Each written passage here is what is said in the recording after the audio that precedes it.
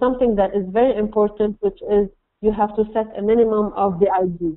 V.I.G means Visual Identity Guidebook or Visual Identity Guideline. Okay?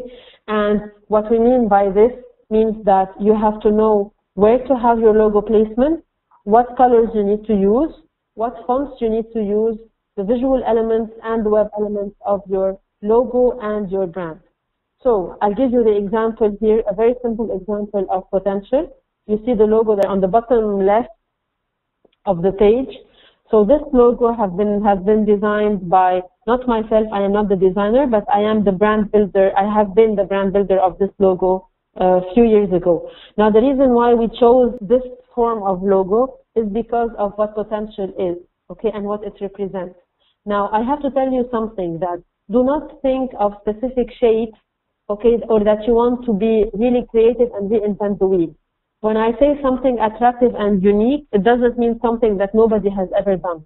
Because actually, any type of shape that you might have thought of, somebody has done it and will be doing it eventually.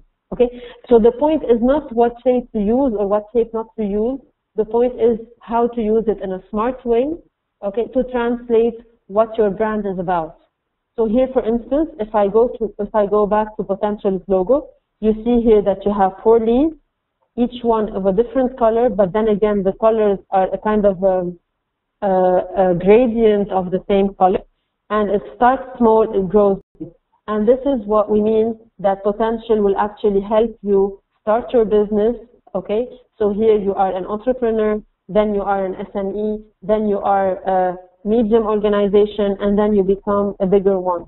And this is exactly what we mean. This growth and this human growth is what is represented in these shapes or in the logo of potential.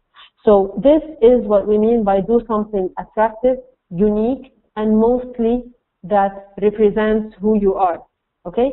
Now going back to the V.I.G, what we mean by logo placement, colors, fonts, visual elements, and web elements, it is important for you to know where to place your logo. So for instance, if you decide that your logo should be always, let's say, in the top right corner or the top left corner or the top middle, etc., your logo has to stay in that same position across all of your communication. And why is that? Because people associate visually with what you give them.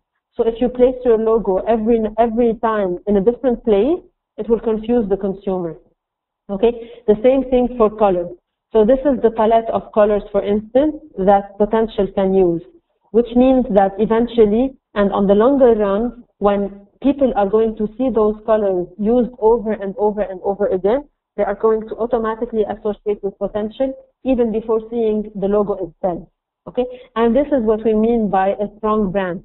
A strong brand is something that you would recognize from its communication, from its colors, from its fonts, and from its visual elements, without necessarily checking that it is, or without necessarily looking or seeing the logo.